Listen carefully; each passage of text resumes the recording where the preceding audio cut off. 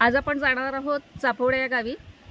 चाफोडे या गावी दहीकाला म्हणून एक खूप जुनी परंपरा आहे आणि संपूर्ण आजरा तालुक्यामधला चाफोडे गावचा दहीकाला अतिशय प्रसिद्ध आहे असं म्हणतात। तर तिथे काय काय नक्की कार्यक्रम आपल्याला बघायला मिळतात ते पाहूयात।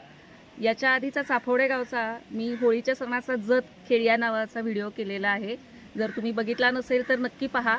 याच व्हिडिओच्या डिस्क्रिप्शन बॉक्समध्ये मी त्या व्हिडिओची लिंक देते, नक्की बघूयात। आणि चला बघूयात आज दहीकाल्याला काय बघायला मिळते। तुम्हाला खूप जुने रो हाऊसेस बघायचे बघा।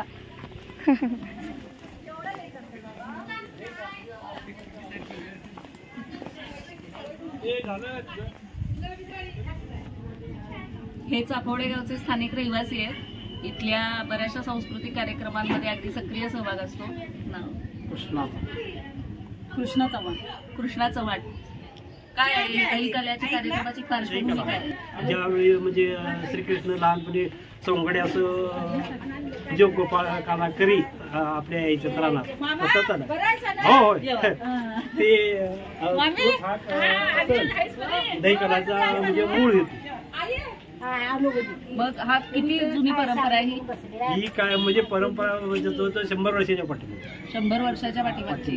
आणि मग याच्यामध्ये कोण कोण भाग घेतात? सगळे गाव सगळे लहान आता 2 वर्ष घ्यायचं नाही म्हणाले सगळी। आणि काय असते कार्यक्रमाचं स्वरूप? कार्यक्रमाचं स्वरूप आता रात्रभर म्हणजे काही नाटक म्हणजे काय असेल ते भजन असते।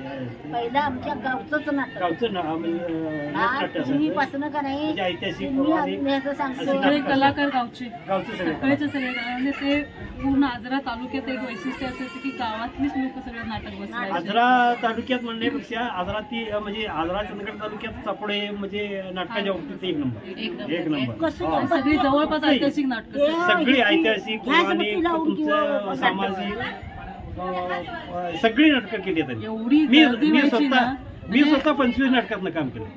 होय आणि पहिलं म्हातार होतं का नाही, शिक्षण नाही कोण नाही, गॅस बत्तीवर तिथं लावायची इथं लावायची, ते बंद झालं की मेंटर बसवायचं, काय करायचं ते केलं होतं। मग हे सगळं पडतं बेळगावात नाही। काकड आरती होती, रात्रभर नाटक झाल्यानंतर सकाळी परत म्हणजे काकड आरती होती। काकड आरती नंतर आता म्हणजे कृष्ण अवतारी बाळपणीचे जे खेळ असतात, कृष्ण त्यावेळी जे खेळ खेळत होते ते चालू आहे। ते गवळणं म्हणायचं का त्याला? नाही मग ते पारंपरिक खेळ वेगळं ते आता चालू आहेत आता ते।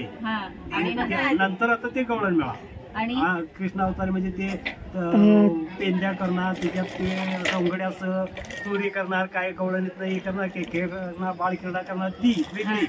त्यानंतर मोठेपणीची त्यानंतर दहीहंडी करून त्याचा गोपाळकाला करून मग समाप्ती होणार। आणि ह्याची जे वेळ कशी असते, कसं कुठल्या काय कुठल्या दिवशी? हा साधारण जानेवारी महिन्याच्या येणारी पौर्णिमा, चुडी पौर्णिमा म्हणतात, चुडी पौर्णिमा पौर्णिमेच्या 4थ्या दिवशी जागर, संकष्टी येते, चतुर्थीला जागर, पंचमीला हंडी फोडायची, दहीहंडी। चुडी पौर्णिमा म्हणतात, चुडी पौर्णिमेच्या या दिवशी 4थ्या दिवशी जागर, 5व्या दिवशी दहीहंडी।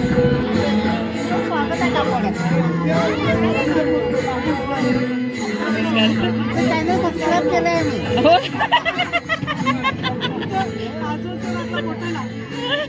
थँक्यू, चांगलं वाटतंय व्हिडिओ।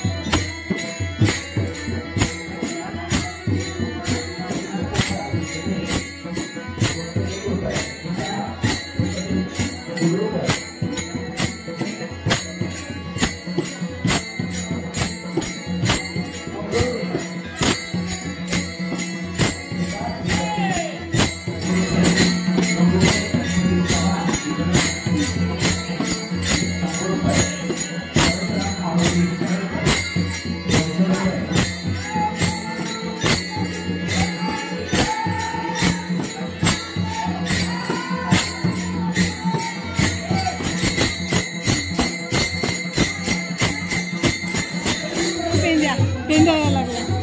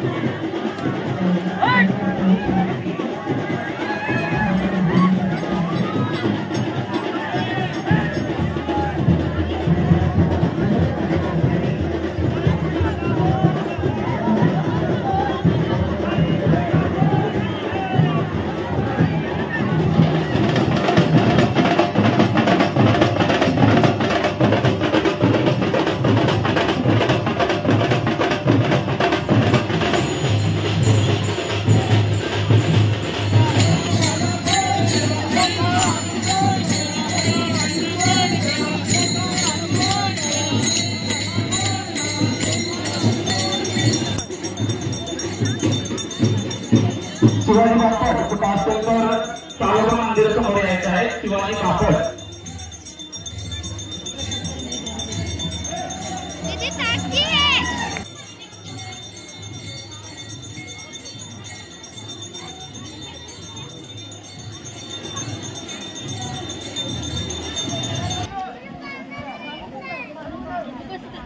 आजचा दहीकाल्याचा व्हिडिओ तुम्हाला कसा वाटला ते मला नक्की कमेंट करून कळवा आणि अस्मी या मराठी ब्लॉगच्या यूट्यूब चॅनलला नक्की शेअर करा, कारण एकाच प्लॅटफॉर्मवर तुम्हाला खूप विविधता असणारे विषय पाहायला मिळत आहेत. त्यामुळे अस्मी या चॅनलला लाईक करा, कमेंट करा, शेअर करा आणि सबस्क्राईब करा.